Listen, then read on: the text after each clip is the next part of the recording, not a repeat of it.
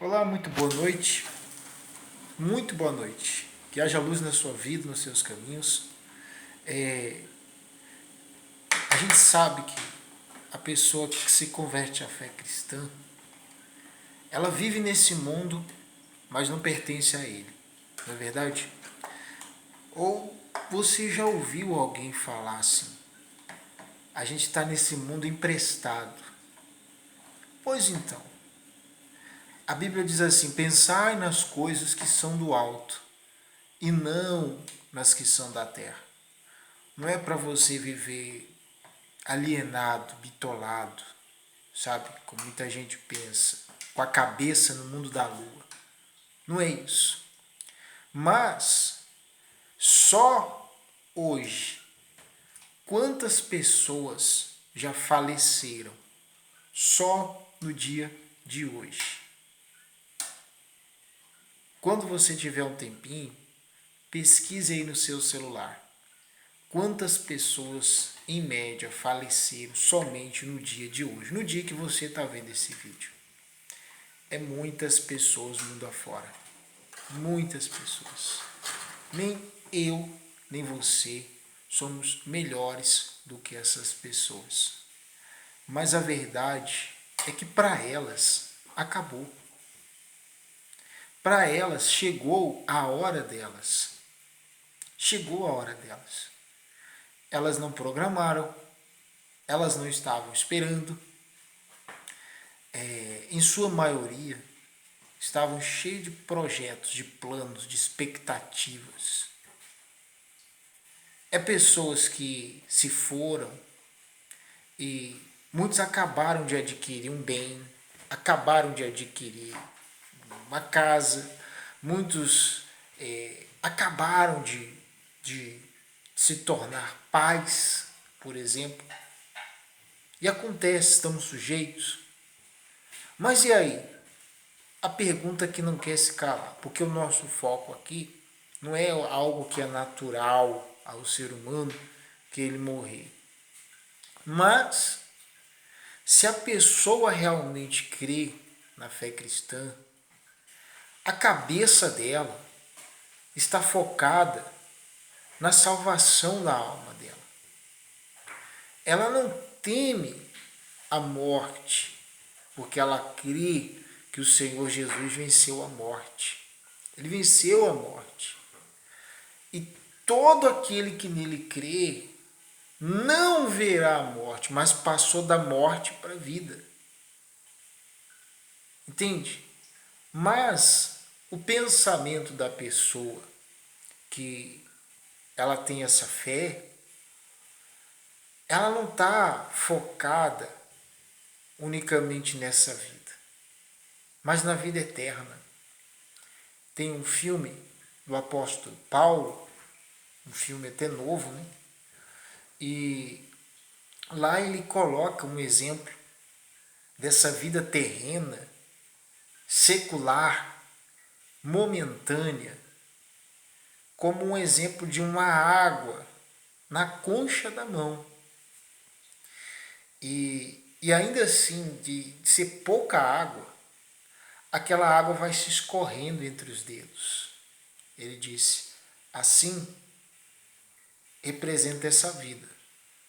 A eternidade, semelhantemente ao oceano, comparado a uma água que cabe nas palmas, nas conchas das suas mãos.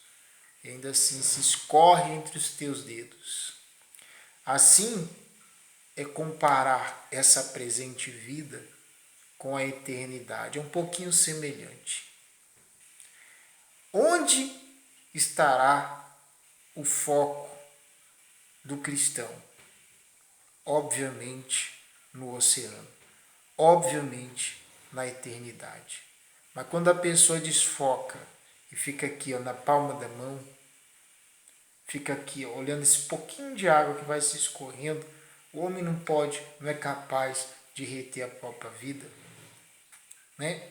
Mas quando ele coloca o foco nessa presente vida somente, ele se torna vazio, sem sentido, sem ânimo, ele se desvia, ele se entrega a qualquer tempestade, a qualquer tribulação, porque a fé dessa pessoa não está fundamentada sobre a rocha viva, que é o Senhor Jesus. Então, é preciso a gente refletir. É preciso a gente analisar. A palavra de Deus diz assim: diga onde está o vosso tesouro, aí estará o vosso coração. Há pessoas que se destroem porque não tem algum recurso econômico, não tem a vida que almejava. Há pessoas que se destroem. Se destrói por um problema, às vezes, na vida sentimental, e acabam permitindo que isso chegue ao ponto de aniquilar as suas vidas por um problema na vida sentimental, por um exemplo. Há pessoas que se deixam levar por um escândalo, maus testemunhos, mas isso se resume na seguinte palavra: não estavam a olhar para o Senhor Jesus, estavam a olhar para os homens. Imagina, o diabo, ele não foi sempre diabo, era Lúcifer, anjo de luz, sinete da perfeição. Mas quando ele se corrompeu, a Bíblia diz que ele arrastou consigo um terço dos anjos. Um terço dos anjos. Não peça para mensurar. Exemplo se compara ao quê? Não sei. Mas é um terço dos anjos. E lá, com essa atitude, imagina, todos os outros anjos que ali ficaram, dissessem: não, eu não vou ficar mais aqui não. Não vou ficar mais no céu não. Porque olha quem se corrompeu. Olha o que tem aqui no meio. Daqui, Lúcifer se tornou diabo. Não. O que aconteceu? Ele foi expulso. Ele foi expulso.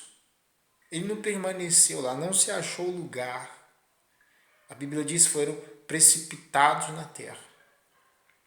Por que eu estou usando esse exemplo? Muitas pessoas abandonam a fé por causa de uma pessoa que, não sei, por algum motivo tratou ela mal, etc.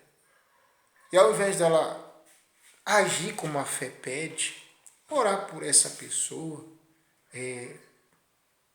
se não for possível a pessoa reconhecer, se afasta. Mas não precisa abandonar a fé. Se ela abandonou a fé por causa, supostamente, de um acontecimento como esse, isso quer dizer que ela já não estava na fé. O que eu quero dizer? Se alguém te magoou, ou trabalhou para isso, trabalhou para sujar o teu coração, o que você tem que ter dentro de si? Essa pessoa só faz mal a ela mesma. Mas que você deve permanecer firme. A fé pede: ame seus inimigos. Ore por aqueles que vos perseguem. Para você se conservar. Para você se guardar. Sobre tudo que deveis guardar, guarde o vosso coração, pois dele procedem as fontes da vida. Amém? Graças a Deus. Amém. Graças a Deus. Então, ficamos por aqui. Ficamos com essa reflexão aqui de momento, mas vamos em frente, não com foco simplesmente nas coisas terrenas. A gente precisa viver, mas nas coisas eternas, porque as coisas que se veem são passageiras. Não é difícil encontrar alguém que, por exemplo, ela tem um documento e ela tem que, às vezes, provar que a foto no documento é ela, porque já não se parece. Tem uma vaga semelhança, mas não se parece direito. Quer dizer, as coisas que se veem são passageiras, mas as que se não veem são eternas. Onde está o vosso coração? Onde está o teu coração? Está triste, está atribulado, porque não conseguiu adquirir algum bem? Nosso maior patrimônio é a nossa salvação, teu nome escrito no livro da vida. Amém? Que Deus abençoe a sua vida, os seus caminhos. Forte abraço.